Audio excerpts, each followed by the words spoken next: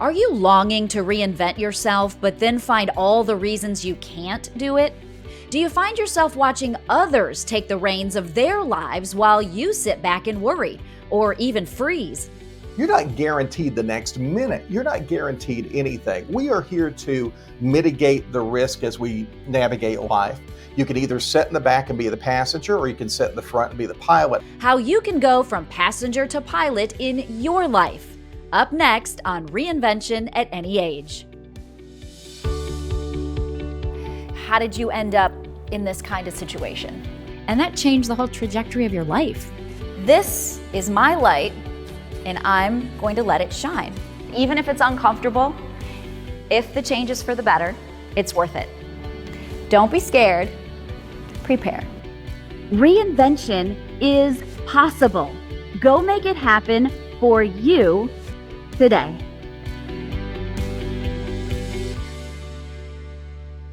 Thank you so much for joining me on this episode of Reinvention at Any Age. I'm Amy Sweezy, and I am passionate about helping you navigate through your reinvention. Today's guest is someone that I have known for many years, thanks to our connection in the wonderful world of weather. John Paul Dice spent 26 years as a full-time broadcast meteorologist. He attended the University of Florida, go Gators, and Mississippi State University, much like I did, for his meteorology training. Now, his last 12 years in TV were spent as the chief meteorologist at the Fox affiliate in Birmingham, Alabama. In 2021, in the middle of the global pandemic, JP decided to leave his full-time TV job and begin his reinvention into corporate aviation. Now, of course, this reinvention didn't just happen overnight. So today, JP is here to share how he transitioned from one career to another when most people would have just stayed and sailed toward retirement. Please welcome John Paul Dice to the podcast. JP, hello. Yeah, good to be here, Amy, and excited to talk about this because we both have similar paths that we've charted, different careers that we ended up with, but we both spent a lot of time in television news and had a pretty good amount of success in that, and then decided to do something different. Yeah, we have gone back and forth and chatted a lot over the last few years, so I'm excited to bring your story to a much wider audience. So thank you for being here on my podcast. Yeah, great to be here. So let's start at the beginning first, before we get into your reinvention. Can you first just share a little bit about your childhood? I know you grew up in Central Florida, but how did you end up in a weather career? Were you one of those kids who knew from an early age that you wanted to be a meteorologist? Not exactly. So the way it all started, the little town that I'm from is down in Polk County, a little place called Frostproof, Florida, 2,900 people, very small. Grew up initially wanting to be an airplane pilot. Anybody would tell you 4, 5, 6 years old, that's what I was talking about. Wanted to fly airplanes. But that didn't end up happening. I got really interested in watching the news. Always loved watching the news out of Orlando and Tampa, and was enthralled with that. I convinced my parents to take me to a television station when I was 13 years old. Ended up at what is now WKMG, Channel 6 in Orlando, and walked in there. I remember the date. It was July 4th, 1986. And I walk into the TV station. I'm like, oh my gosh, that building had just been built. It was brand new. And I'm like, this is what I want to do. This is awesome. So early on, it was TV broadcasting and not weather. But at the same time, I was really good with technical things and computers and really good in science. So I kind of started gravitating more toward that part of TV. And everything I did in high school and college was aimed at getting a job in television. First job was in Bartow, Florida, working at a little AM radio station on Saturday and Sunday. Worked for a newspaper, did that for a few years, all the way through the first few years of college, and continued working in radio in Gainesville, Florida, when I started at UF. And I like to tell people, I never had like a real job. I've never worked at a store. I've never worked at a restaurant. My jobs have either been in something to do with the media or flying airplanes. I can relate so much to your journey, obviously. I was on a similar path. We've shared our stories over the years. You had this amazing career. Obviously, you were good at it, right? People liked you. Your bosses were happy with your work. You were very comfortable. Mhm. And you didn't have to wake up at 2 a.m. like I did. So, Well, I did for the first, for 11 years, I did mornings. So I okay. respect anybody that has done that shift and just you walk around. I don't know if it did the same to you, but people would say, "Oh, you got the whole afternoon free." I felt like I was in a fog the whole time. I was just Yes. kind of you're just it's an unnatural thing to get up that early in the morning. A fog, not just in the afternoon, but in the evening, on the Yeah. weekend, Friday nights. All of Yeah, life it was a was fog. rough. It was rough. So hats off. And you did it a lot longer than me mornings, 11 years.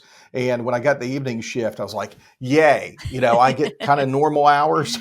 Yes. And I feel like on that evening shift, it is a little bit easier to stay longer. So you obviously could have stayed for another 10 Mhm. or even 20 years and then just kind of retired on your own terms. So, what was it that just kind of started this idea with you that you wanted something else or something more? Yeah. Well, so we go back to the whole flying thing. When I got the chief meteorologist job in Birmingham, at that point, I had the financial resources to go and learn to fly. It's not cheap, so I Right. started doing that. And really the first purpose was just to learn to fly, maybe buy an airplane, and we'll go on a little vacation, fly down to the beach, that sort of thing. But, I got into it. I loved it. It was awesome. So, bought the airplane, got my pilot's license. Then I just started adding more ratings, instrument rating, commercial rating. Was working with an instructor who had a second career as well. And he said, "Oh, yeah, this is entirely doable. And you could even work part time. And you can get your multi engine and commercial ratings and everything needed and fly jets on the side."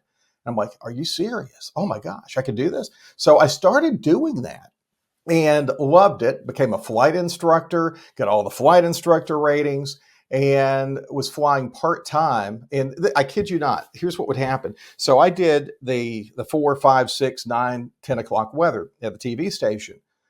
Routinely, I would get on a jet with a corporate trip, and I would be the co-pilot on an airplane that would leave Birmingham, and we'd go down to Orlando sometimes, and I would roll into the TV station at around 2 o'clock and meet with the producers. And they're like, "Hey, what have you been up to?" I'm like, "Well, we're down to Orlando this morning," and they're like, "You did what?" I'm like, "Yeah, it's fun." So I was getting paid to fly, and I realized this is like the coolest job ever. But I still needed a little bit more time before somebody would hire me full time and I could make some decent money out of it. But here's what happened. So TV used to be you did your newscasts and you didn't have to worry about app updates. You didn't have to worry about web updates. You didn't have to worry about social media. You didn't have to worry about all that. Well, digital arrived and now TV became a 24/7 job. I mean, no stop.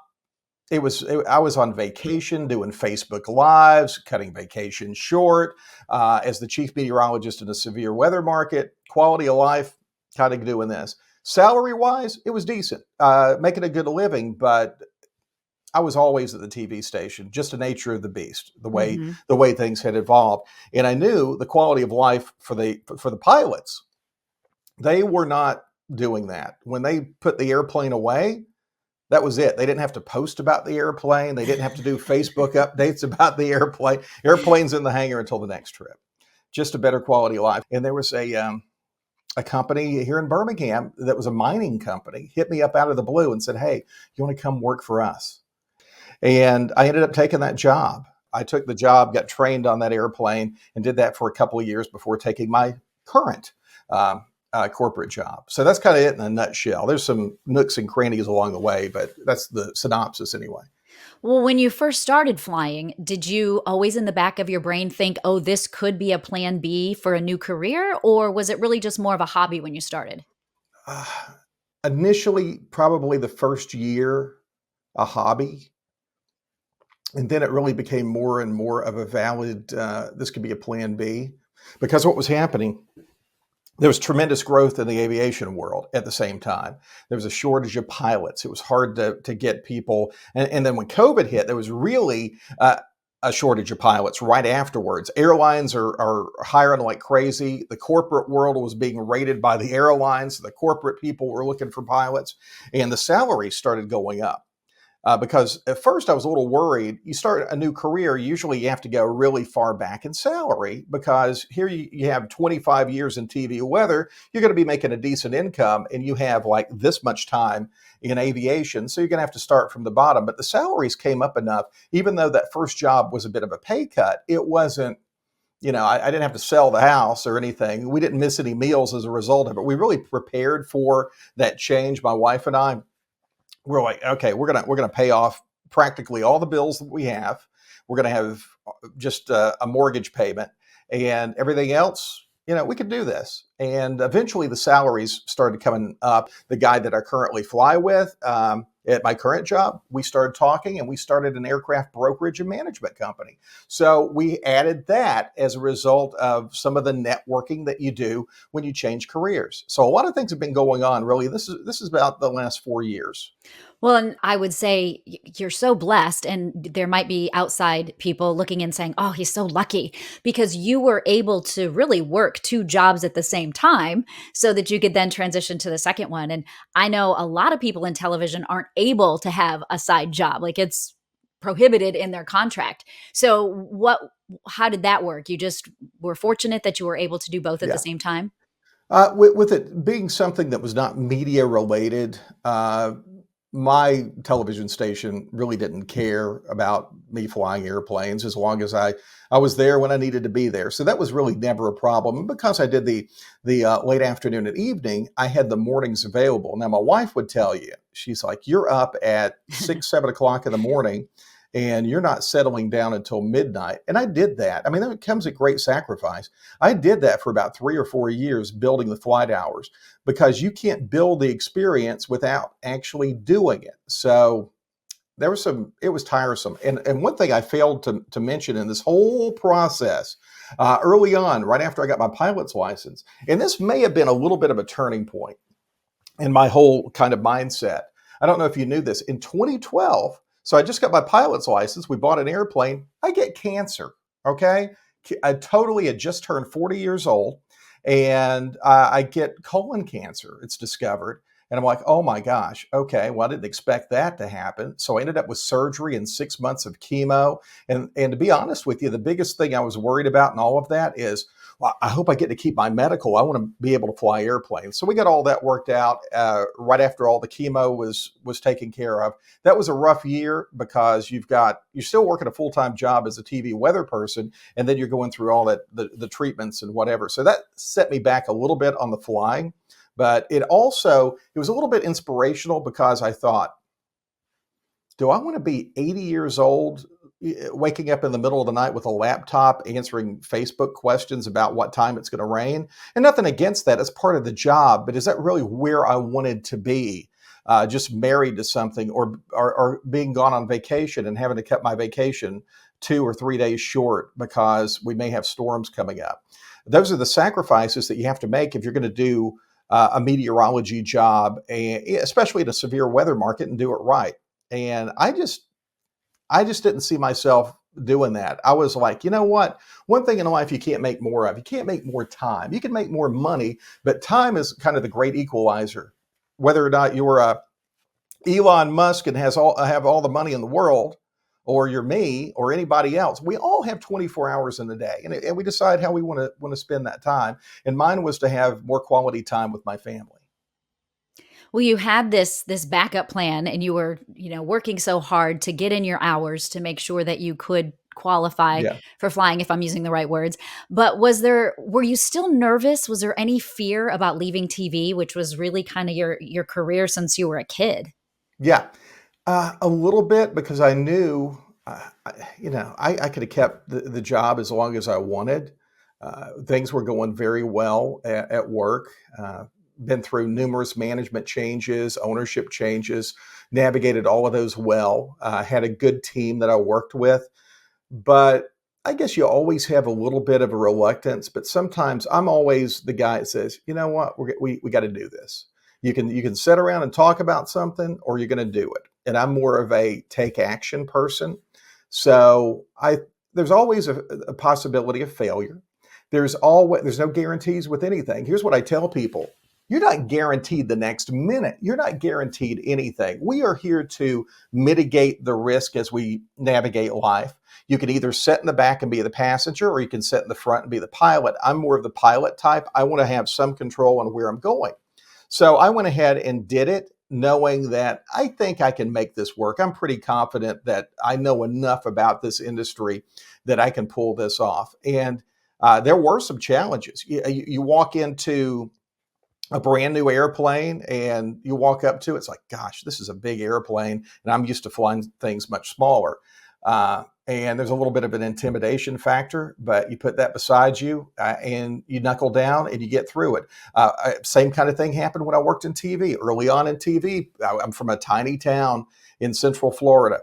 And people would say, oh, people that get TV, that's a highly competitive field. Hard to get a job in TV. Very few people make it. Very few people make any money in TV. And I said, well, you know what? Somebody does, and it might as well be me. So I've always had kind of that attitude.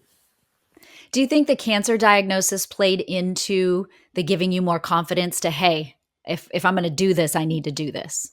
I think so, because I always look back and I'm like, well, I've been through worse. Whatever it is, it's not surgery and chemo and all of this stuff with your life on the line. So I think it probably did give me some more confidence, because after you do that, everything else is kind of like amateur hour, I suppose, as far as some of the life's decisions, most everything. And I used to probably worry a little bit more about things than I do now as a result of that. So it's kind of chilled me out a little bit. You've shared a little bit about your process, that it wasn't something that you just immediately decided to jump off a cliff and do. You did put some planning into it. You worked so hard to get all your hours in, probably made some lists. And I heard you talk about your budget with your wife. You got to figure out, Hmm. hey, can I really make this happen?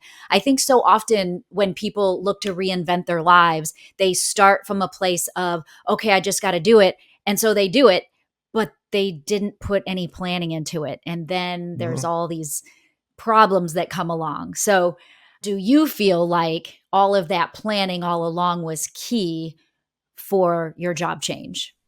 It is key to make it work right. If you think about it as this is a new destination you're going, well, you're going to have a course that you navigate. You're going to have a map to get there. So it wasn't something that I just woke up one morning, hey, I'm going to go fly jets, and we go do that. You have to figure out, how am I going to make the training work?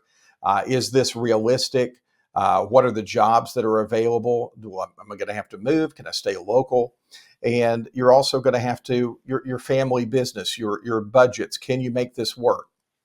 If it involves a salary decrease, how am I going to handle that? And to tell you how much the dices live on the edge, my wife had an incredibly good job that paid very well, and she changed jobs at exactly the same time. She gave up a job in nursing, where she was working for a large healthcare company, and decided, you know what, I want to be a real estate agent. So she did that. And at the same time, I got my real estate license as well while I was doing everything else. What was it that made you decide that you wanted to get your real estate license? Were you doing it just because your Mhm. wife was, or? Well, to help make that work as good as it needs to work, in TV, you get a significant social media following. And what am I going to do with all these followers? Well, it's a great marketing opportunity. So I got my real estate license, so I could help her, especially on the marketing side. And legally, even to go out and open a door at a house to help her out, you have to be a licensed real estate agent. And did the real estate license play into the aviation management and brokerage business that you have, or is that something that's totally separate? Totally separate. I'd always been fascinated by that, and I had some folks that I had known along the way when I was getting my pilot's license that were doing that sort of work, and I thought that's pretty interesting. And it has actually just grown exponentially. We are so excited, so blessed with that. It's like you take one little piece of what you do and kind of turn it into something else and then add a little more. And it's like a big pot of stew, right? It is, and I can't say enough to anybody that's doing this. It doesn't have to be aviation. All these rules could apply to anything. Uh, Networking is key. It is all about the network that you have. The network has helped us with the aircraft and getting the business that we have in aviation. It has helped me get flying jobs. It has helped us get real estate clients. So network as much as you can. Hmm. And I tell everybody, when you make that network and you have that experience with somebody, whether it's shaking hands, meeting them somewhere, doing some work for them, leave them with a positive experience that they say, hey, JP Dice, I met him. He's a hard worker, a good guy. I trust him. You want to have that kind of reputation, and it really will help you go far in whatever you're going to do next. Someone told me when I was in college, it's not what you know, it's who you know. And that Mhm. has been so true for me. Every single job I've ever gotten, even now in my freelance world, has all been through word of mouth because I knew someone or worked with someone, they'd heard of me, and that's how I got my next job. It does. It gets you in the door. Hmm. You still have to have the skill set and the talent to do the job.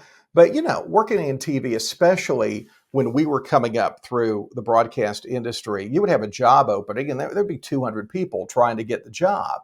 And how do you stand out among all of those people? Well, it helps if, hey, I got a friend who knows the news director, or I have a friend who's the main anchor at that TV station that, you know, back in the day could walk my tape into the office. That made all the difference in the world. Now, if if your tape goes in there and they play it and it's like, this person's horrible, it's not going to work out. But it can get you to the top of the heap.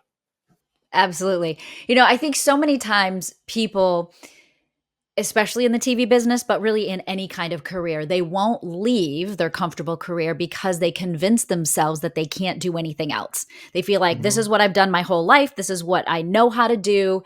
And none of my skills transfer to something else. So, how Mhm. did you discover? I mean, obviously, you were kind of doing two things at once, doing the TV and the aviation, weather, aviation kind of work together.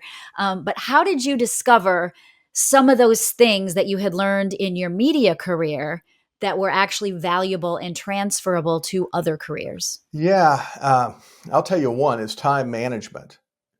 You work in television news. Everything needs to be done at the speed of yesterday. The amount of time that we can put together a weathercast, if we need to, is astonishing. We usually don't, but we can put something together very quickly. So you'll learn when you get an assignment or a task at whatever job you are working, that you are amazingly fast because you're used to time frames and deadlines that are very unlike anything else in any other job.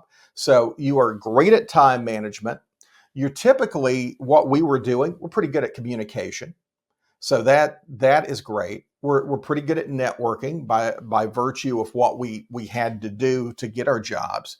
And when we were getting our jobs, networking was even harder. You didn't have LinkedIn and Facebook and all of this. It usually was um, an email, if that came along, a letter, a phone call, a friend of a friend, negotiating a tour of a TV station.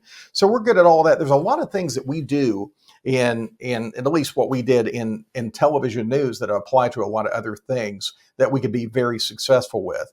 As far as the technical skills of flying an airplane, that was something I had to learn separately. But there was the weather component, aviation and weather, and that's a big deal and part of flying. And that's another job that I managed to develop on the side as well. I write for aviation magazines and write weather articles, and I do aviation weather safety seminars for pilots all over the country. So that's another little umbrella that I have that has sprouted out from my background in aviation and in meteorology. It all sounds very positive, but I need to ask, do you have any regrets? Do you miss full time TV? No regrets, zero regrets. I love TV. I have no ill speaking about television, but I love the fact that I have so much more time. My wife routinely reminds me, we're sitting in at the house watching TV or having dinner at a restaurant. She's like, "Hey, if you worked in TV, you wouldn't be here right now." Mhm. I say it a lot when we're booking a family vacation, that I can just pick any day I want and we can go on Yeah. vacation. And I don't have to wait for ratings or hurricane season or, make sure nobody else is off and all the other reasons that we can't take a vacation in television. I mean, you would cringe at It's like, well, I want to go on vacation, but it's April. And, if you have young kids, March and April, spring Hmm. break, and you're in a severe weather market, well, I can't go anywhere. Or, hey, the kids aren't in school, it's the summer. Well, it's hurricane season, can't go anywhere. And then everybody's fighting for the same days off. You know how it Right. works. Right. Lots of freedom in no longer working full time. And we sound like the old people in TV. And we're not. There's much older than us, but we come from that generation where we did whatever. If we had to stay up all night, work 7 days a week, we did it without complaint. And we have a number of folks now that are like, I'm not going to do that. This is going to pay this, and I'm going to do that. No, I'm not doing that. That's not going to work for me. And stations are having trouble recruiting people because the quality of life is it's not as good as some other jobs because of the nature of the business. It's a 24/7 industry. JP, what advice do you have for others who are contemplating making a career change or thinking of reinventing their career? Best advice is find something that you are passionate about doing, something that you really enjoy, and see if it's something that you can monetize. At the end of the day, you need to still make a living Right. when you make that career change. I mean, there are things that we're into that's like, well, I can't make any money off of that. But find out if it's something that you really are passionate about that you can monetize. Draw a roadmap for it. How's this going to look? What are the salaries? What's the job opportunities out there? Am I going to have to move? Whatever. Kind of figure all of that out. Got a spouse? Bring them into the mix. Figure out how that's going to impact them. And once you figure that out, go for it. Don't. I get so frustrated with people that you run into, whatever it is. They talk about a lot of stuff, but they never act on it. They just talk about it. And sometimes they have absolutely fabulous plans, but they end up talking themselves out of it. Well, this is not going to work. I can't do this or whatever. Do it. Do it, do it, do it. And to me, I have done it, have not looked back, and I am lucky enough, and you are too. We still stay in broadcasting enough to fix that itch because I think there's elements of that industry that we both really enjoy and we still enjoy. It's kind of like I describe it like this: broadcasting or broadcast. It's like the if somebody told me I had to go out and fly an airplane every single day of the week and do it for like 9 hours a day, maybe get up super early and do it. And then when I'm off, I'm going to have to post on Facebook about flying that airplane. And I'm going to have to do this and do this. And I wouldn't like flying airplanes. It's kind of like broadcasting. I liked it, but I like cheesecake too, but I don't want 90 of them. I relate to so much what you're saying. Yes, I love keeping my toe in it. I love being able to freelance. I love being part of it. I always wanted to do that. I just couldn't wake up at 2 a.m. anymore. You can't. It's just, I guess I don't really know anybody that does that that's ever said, that's kind of my time of the day. Right. Probably not. It's Right. just, it's waking up in the middle of the night. We really weren't designed to do that. So we do it. I used to tell people I did it because they pay me to do it. Once I got there, it was okay, but it's Yes. so disruptive to everything you do. And I think ultimately it's not great for your health either. Hey, now that you have reinvented your career a couple of times, several times, Yeah. do you feel like that makes you even more brave to now take other leaps to reinvent in other ways, maybe even in other areas of your life? Yeah, I mean, I think I would. The fact of the matter is, I don't know if there's too many other things that I'm good at. So I'm kind of I'm at my limits of my skill set. But there's a lot of things I'm interested in. I think I've found my place of what really makes me happy and I enjoy. And I also figured out I look at a lot of diversity as far as what I do. I don't like really doing the same thing every day, and I think it's really neat that couple of days ago, I'm filling in on a TV station in Montgomery. The next day, I'm out in a Christmas parade for my former TV station. And then tomorrow, I'm going to pick up a jet out at a maintenance facility and bringing it back to the Birmingham area. So I think just having something that's different all the time keeps me more engaged. And in the midst of that, I'll probably show a house with my wife. Variety is the spice of life. It is. It is. And I think when you stop learning and you kind of get stagnant, You need to grow. I think we always need to be growing no matter how old we are. I am having a blast doing all of the things that I do. And I feel like the meteorology component of my background has been a contribution to the aviation safety world and helping pilots understand weather better so they stay safer and not get themselves into trouble. JP, thank you so much for being here, sharing your story, being a guest on my podcast. If people want to know more about you, where can they find you or follow you? Yeah, I'm all over social media. You can find me JP Dice on Facebook. It's on Instagram, WX Dice. That means weather dice on Instagram. LinkedIn, you can find me there. Or you can email me, wxdice@gmail.com. I would love to hear from you. And you have a website too, I think, right? Yeah, skyboundpartners.com. That's our company, our aircraft brokerage and management company. Hey, you looking for a plane or want to sell one? We can help you with that too. All right. Well, I know that your story of reinvention is going to inspire so many of our listeners. JP Dice, thank you so much. You bet. Good to be here, Amy. So, what about you? Were you inspired by this story? Now, you may not work in full-time TV or you may not have your pilot's license, but ask yourself, what do I want to do? Who do I want to be? Is it time for a reinvention? What steps would you need to take? Do you need to start putting money away? Do you need to ask for help? Maybe interview some people who do what you want to do? Do you need to start making some lists? Everyone's life journey is different. We're all on our own path, and only you can decide to make a change. Nobody else can do it for you. So whether you want to reinvent yourself or perhaps you have to reinvent yourself, remember, reinvention is possible. Go make it happen for you today.